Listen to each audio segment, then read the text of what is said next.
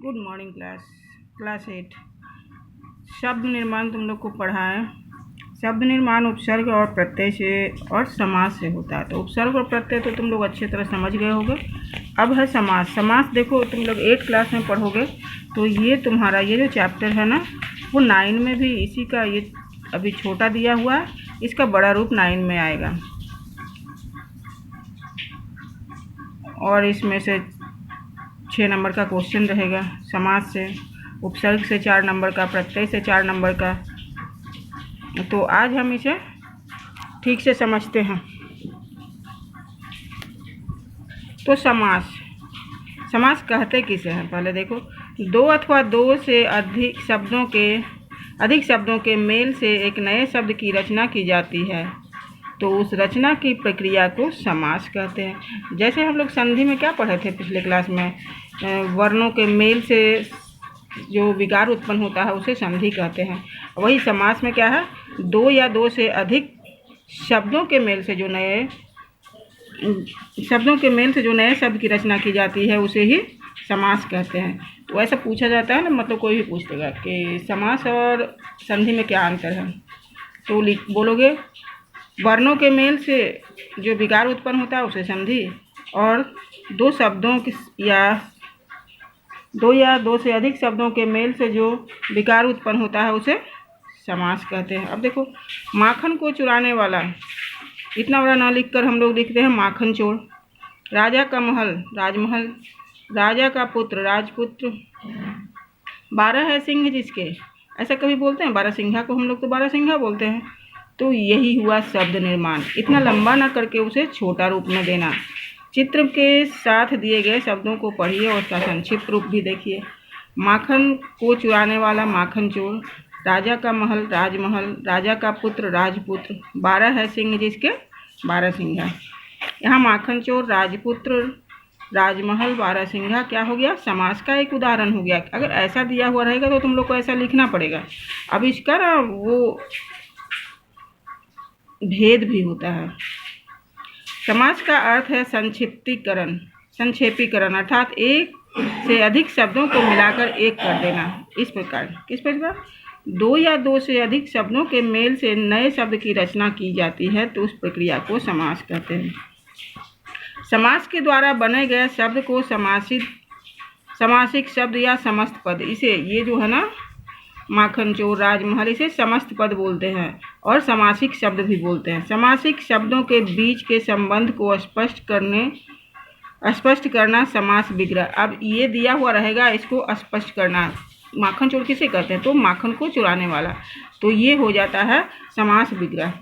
जैसे घुड़सवार, तो घोड़े पर सवार। दोपहर क्या होता है, दो पहरों का समूह। अब है समास के भेद।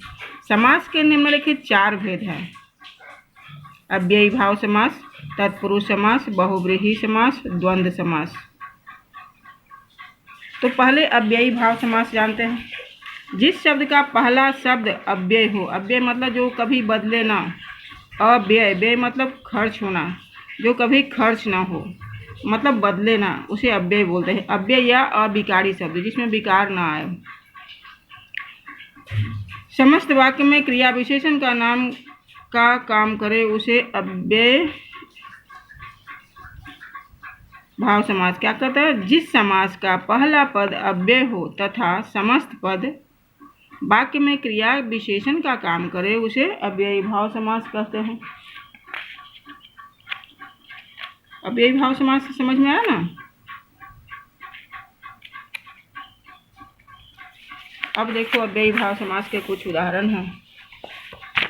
अव्ययी भाव समास होने पर उसका रूप कभी नहीं बदलता है ना, यही बताया।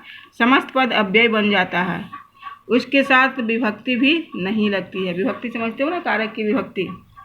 अब देखो जैसे कि रातों रात समस्त पद है तो रात ही रात में, दिनों दिन मतलब हर दिन, क्रमिक दिनों में मतलब दिनों दिन, हर दिन भी हम इसे लिख सकते हैं। घड़ी घड़ी हर घड़ी, हाथों हाथ एक हाथ से दूसरे हाथ में, यथाशक्ति यथा साधन साधना के अनुसार, यथा विधि विधि के अनुसार, यथा संभव जैसा संभव हो सके, प्रत्येक हर एक, आजीवन जीवन भर, आजन्म जन्म से लेकर, अनजाने बिना जाने, आमरण मृत्यु तक, गली गली प्रत्येक गली, बखूबी खूबी के साथ, भर पेट पेट भरकर, यथा समय समय के अनुसार। अगर ऐसा लिखेंगे ना तो ये सब जो है ना, इसका पहला पद भर, यथा, यथा देखो बा, ये सब अव्यय है, तो इसलिए इसे अव्ययी भाव समास कहते हैं। तो अगर बखूबी रहेगा, बोलेगा इसे विग्रह करके समास का नाम लिखो, तो बखूबी तो खूबी के साथ, और समास का नाम हो जाएगा अव्यय समास, अव्ययी भाव समास। अनजाना न जानते हुए, द्वार द्वार प्रत्येक द्वार, वन वन प्रत्येक वन, बेखटक बिना खटके, यथाशक्ति जितना शीघ्र हो सके, बाकायदा कायदे के अनुसार, यथोचित जितना उचित हो, बीचों बीच बीच ही बीच में। अब है दूसरा तत्पुरुष समास। तत्पुरुष समास का दूसरा पद प्रधान होता है। इसके बनावट में दो शब्दों के बीच कारक की विभक्ति आती है। का, के, की, के लिए, में, से, पर आदि का लोप हो जाता है। अगर इसे समस्त पद बनाते हैं ना तो उस विभक्ति का लोप हो जाता है। जैसे यथाशक्ति, तो यश प्राप्त, यश को प्राप्त, तो को किसकी विभक्ति है? कर्ता ने कर्म को। परलोक गमन, परलोक को गमन, तो यहाँ हो जाएगा कर्म तत्पुरुष समास। मन माना, मन से माना, तो ये कर्ता ने कर्म को करण से, तो करण तत्पुरुष समास। जन्म से रोगी, जन्म रोगी, जन्म से रोगी, तो ये भी करण तत्पुरुष। यज्ञशाला, यज्ञ के लिए शाला, देखो बीच में विभक्ति आ रहा है और समस्त पद बनता है तो ये विभक्ति का लोप हो जाता है। यज्ञ के लिए शाला, संप्रदान तत्पुरुष समास। हाँ, देश के लिए भक्ति, के लिए संप्रदान, के लिए है ना, तो संप्रदान तत्पुरुष समास। पथ से भ्रष्ट, तो पथ से अलग होना, भ्रष्ट मतलब अलग होना, तो यहाँ हो जाएगा आपादान तत्पुरुष समास। हृदय रोगी, हृदय से हीन, हृदय से हीन, हृदयहीन है, तो हृदय से हीन बिना हृदय का, तो ये हो जाएगा आपादान तत्पुरुष। काम से जी चुराने वाला, कामचोर। गंगा का जल, संबंध काके की, है ना, सेना का नायक, लक्ष्मी का पति, घोड़े की सवारी, घोड़े की दौड़, प्रेम में आनंद मग्न, आनंद में मग्न, अधिकरण तत्पुरुष समास है। अधिकरण में पर होता है, घोड़े पर सवार, घुड़सवार होता, में पर है अधिकरण का चिन्ह, सिर में दर्द, सिर दर्द, तो ऐसा आएगा बनाने के लिए। अब दूसरा है, अब तत्पुरुष समास के दो उपभेद भी हैं, कर्मधारय और दिग्गु। कर्मधारय और दिग्गु समास जो हम लोग नीचे क्लास में पढ़े थे ना कि 6 होता है, तो ये होता है कर्मधारय और दिग्गु समास तत्पुरुष समास के उपभेद। जैसे अब कर्मधारय, जहाँ विशेषण और विशेष या उपमान और उपमेय का संबंध हो वहाँ कर्मधारय समास होता है। इसके द्वारा दूसरा पद प्रधान होता है इसका। जिसमें किसी चीज की उपमा दी जाए या तुलना की जाए उसे उपमान, और जिसकी उपमा दी जाए उसे उपमेय। जैसे राधा का मुख चंद्रमा के समान है, तो क्या बोला है, उपमान किसे कहा गया है? जिसे उपमा, जिस चीज की उपमा दी जाए। जैसे राधा का मुख किसे, चंद्रमा को बोला, तो चंद्रमा यहाँ उपमान हो जाए और उपमा दी जाती है। उपमेय क्या हो गया? राधा। अब देखो, जैसे नीला है जो गाय, नीली है जो गाय, तो नील गाय हो गया। महान है जो राजा, महाराजा। महान है जो देव, महादेव। काली है जो मिर्च, काली मिर्च। कृष्ण है जो सर्प, कृष्ण मतलब यहाँ काला होता है, कृष्ण है जो सर्प, कृष्ण सर्प। तो देखो ये सब विशेषण था। गाय कैसा है? नीला। राजा कैसा? महान। देव कैसा? महान। मिर्च कैसा? तो काली। और सांप कैसा है? तो कृष्ण। तो ये विशेषण था। अब देखो इसका, देखो ये मुख चंद्र, मुख का रूप कैसा है? चंद्रमा के समान, यहाँ तुलना किया गया है। मुख रूपी चंद्र, विद्या रूपी धन, कमल के समान नयन, घन के समान श्याम, देह रूपी लता, ये इधर है विशेषण और विशेष, और ये उपमेय और उपमान। अब दूसरा है द्विगु समास। द्विगु समास सबसे आसान, जिस समस्त पद का पहला पद संख्यावाची हो, हाँ, उसे द्विगु समास कहते हैं। विग्रह करते समय समास को में समूह या समाहार का प्रयोग किया जाता है। जैसे त्रिलोक, 3 लोकों का समूह, चौमासा, 4 मासों का समूह, 2 पहरों का समूह, नवग्रह, 9 ग्रहों का समूह, शतसई, 700 दोहों का समूह, त्रिवेणी, 3 वेणियों का समूह, चौराहा, 4 राहों का समूह, नवरत्न, 9 रत्नों का समाहार भी बोल सकते हैं, समूह भी। अब तीसरा है बहुव्रीहि समास। जिस समास पद का अर्थ उसमें सम्मिलित होने वाले पदों के अर्थों को अलग हो, उसे बहुव्रीहि समास कहते हैं। जिस समास पद का अर्थ उसमें सम्मिलित होने वाले दोनों पदों के अर्थ से अलग हो, उसे बहुव्रीहि समास कहते हैं।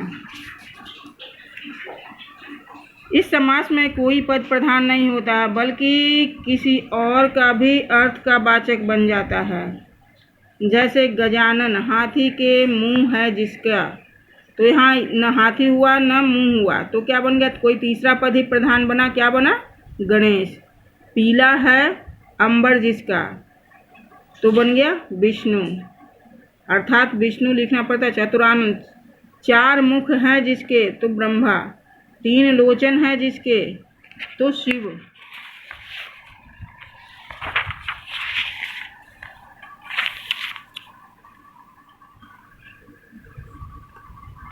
अब है चक्र को धारण करने वाला विष्णु। पंख में जन्मा है जो, तो कमल होता है। 10 है आनंद जिसके, रावण। अष्टाध्यायी, 8 अध्याय हैं जिसके, तो पाणिनि का व्याकरण जो है ना 8 अध्यायों का है। अंशुमाली, किरण है माला जिसके, तो ये सूर्य की। 5 है आनंद जिसके, वो शिव। अब है चौथा द्विगु समास। द्विगु समास में जिस समास का दोनों खंड प्रधान हो, उसे द्विगु समास कहते हैं। इसके समासिक शब्द के दोनों खंड अर्थ की दृष्टि से समान होते हैं तथा बीच का और, एवं, तथा, या, अथवा आदि लुप्त हो जाता है। जैसे उसको लुप्त करके वहाँ एक छोटा सा डैश हो जाता है।